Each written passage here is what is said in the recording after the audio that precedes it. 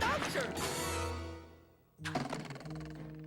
Oh, Dennis, how many times have I told you? But, look what I found. I hope for you it's not another rat. Dennis? I swear it's not. Look. It better not be. Now, let's see. What is this? Oh, look at the little puppy. Gucci. What a cute little devil. It's too bad we're going to have to cut it into teeny weeny little pieces. In the name of science, of course. What's going on, everyone? Good to be here talking to you about another forgotten game, this time one from the 1990s, and it was a personal favorite of mine as a kid, and I actually think it's the most underrated game of all time, bar none. Probably one of the better platformers. It was never designed to be just a franchise like your Crash Bandicoots, your Marios, your Sonics and that kind of stuff. It was really a standalone game, but it was absolutely genius. It was creative, it was hard without being too hard. It was challenging, and it had kind of great graphics for the time. The gameplay was okay. Alright, the camera angles was bad, and we'll talk about that later, but the gameplay was okay. The settings were really cool. The music was fantastic, very, very memorable, and by now you've seen it on screen already. It's called Jersey Devil. It was a PlayStation game, as in the original PlayStation. It also came out on Windows at the time, and I've been searching for a version to be able to play on Windows because I haven't played it for bloody years and I miss it. But essentially, it was a 3D platformer that was developed by Behaviour Interactive, and it was released in 1997 or 1998, depending on which area you were in. So if you were in PAL region, it was 97. If it was North America, Japan, it was 1999. Now, the titular protagonist is a Jersey Devil, which is like a sort of cryptid folklore creature from the Jersey region of the US. But in this kind of version, he looks more like a bat. I think the original version is like a sort of half horse, half bat, half whatever, but this is more of like a sort of bat person. In this case, his primary mission is to stop the kind of evil Dr. Knarf, Knarf, and his army of mutated vegetables and prehistoric monsters. Jersey Devil uses punches, jumping, gliding with the wings, and abilities like that to defeat his enemies.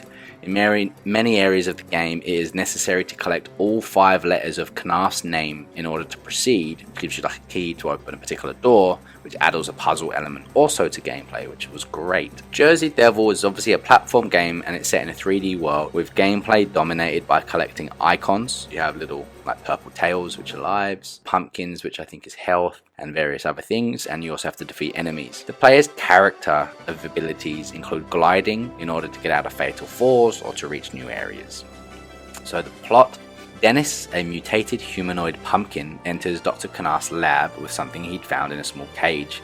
He interrupts Knarf as he is about to dissect a mutant eggplant in order to show him the creature he had found. In the cage is shown to be the main character, Jersey Devil, as an infant. Knarf begins plans to dissect the infant in order to study him, but realizes that when Dennis interrupted him earlier, he ruined his last scalpel blade and locks Dennis in a cage outside before leaving to fetch more. Whilst gone, one of his plant monsters attacks the infant Jersey Devil, but is eluded and then begins to wreck the lab while Dennis watches helplessly from his cage. Knarf returns to find his lab in ruins and the Jersey Devil holding a bottle of nitroglycerine, which he dangles in the air before suddenly dropping it, destroying the lab almost completely. The result of which sends him flying far away into the middle of a nearby town of Jersey. The cutscene then flashes forward to many years later. The town has grown into a city, and mutant vegetable monsters are seen chasing, terrorizing, and kidnapping the residents of the city. One of them stops while passing by a television store window which is playing the evening news, and watches curiously as Dr. Knarf is mentioned. The news then goes on to mention mysterious sightings of the legendary Jersey Devil,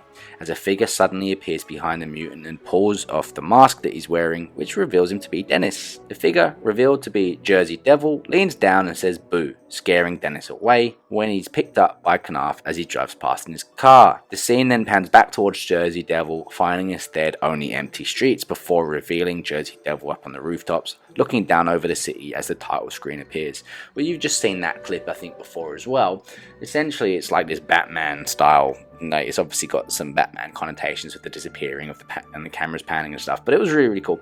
And like, there's obviously missions that are associated, and you go through different stages with different sort of creatures and whatnot. I have to say, the whole tone was really noir era in a lot of ways, which was again very Batman inspired from that regard. But it was actually really, really excellent. Like, I really, really enjoyed the fact that it was sort of something a bit different. It was a platformer, but it wasn't totally for kids. It was for a little bit older, and being the age that I was when it came out, which is 7 years old, I really did enjoy it. It was a good time for me to start to have more of a challenge, and I think my dad enjoyed it, and many hours were lost playing this game. The reception that it received, though, was kind of mixed. As always with these sort of games. Next Generation actually reviewed the PlayStation version of the game, and they only gave it 3 stars out of 5. Stated that it's not a bad game, it's just a tiresome in a seen it all before kind of way. Anyone looking for something fresh for PlayStation's stale platform genre probably won't be that happy with this game. Yeah, it was a bit harsh. The biggest praise that it was getting was the score, the orchestral score that was composed by Gilles Levé for the game. And look, GameSpot gave it 5.2 out of 10, so it was middling. Again, I think it's very underrated at that. I actually think it's one of those that when you look back on it, this could have been Grim Fandango levels of cult status. Grim Fandango was one I think was popular at the time, but it also went under the radar, and then it suddenly had this revival. A little bit like the movie Samurai Cop. For anyone that's interested in those kind of like really bad movies that are so bad they're actually really good. Samurai Cop's out there. It was hilarious, but honestly it was the gameplay was actually pretty decent. There's a couple of little bugs. I mean, it's a 1997 PlayStation game, so you've got to give it its due. However, for the most part, the only issue that I had with the gameplay was sometimes it was a bit too hard, and the camera angles weren't always the best, but it had a really good and now traumatizing death graphic. Anyway, this is not a very long video. There's not a huge amount to say. I just wanted to talk very quickly about Behavior Interactive, who were the company that made it. Now, some of the titles that they made, it's a lot of like licensed games like The Grinch, Bugs Bunny, Monsters Inc., Ice Age, Scooby-Doo. They've made all these kinds of ones. Carmen Sandiego, which I understand was actually like another one of these like low-key quite good games. But yeah, they made quite a few. But they did an Iron Man game in 2008 on the Sega, the Mummy game, like Jersey Devil obviously in 97, Tetris in 2011, Monkey Quest, Ghostbusters in 2011, Transformers, that was a Wipeout game, and a few other sort of games that you definitely would have heard of. Middle-earth Shadow of Mordor, same company, that was quite big. Fallout Shelter, Halo Wars Definitive Edition. It was a Westworld game. So like they've got a bit of a track record, but nothing that was like major or absolute AAA or anything like that. But this game is well worth a look. As I said, it was definitely aged of its time now, but you can see from the clips that it's not like absolutely terrible, just a little bit blocky. But again, would love to find it on Windows. Would love a remake or a remaster. I think it would go well. I think that it's got a good story and they just modernize it a little bit. I think this game is one that has life. Anyway, just thought I'd make a video on this. Sure, I won't get many views, but that's okay. Just wanted to get it out there, and yeah, let me know what you thought in the comments. Actually, just before I go, the publisher for this game was Infogrames, which I've recently mentioned because they are Atari, and they are the ones that made Enter the Matrix. It is actually quite astounding how on this channel I keep making these underrated games, not knowing that before I start researching necessarily who made them, and then there's all these like links to some of these underrated games that are made by the same developers, like for example the Getaway series, which was fantastic, was also the same team that made L.A. Noire, which is another game series that I said was underrated and fantastic. It's amazing how many links are there. But anyway, that was just a quick aside. Like I said, guys, let me know what you thought in the comments, if you've even heard of the game, and I look forward to seeing you in the next Forgotten Games video. Cheers, guys. Yeah.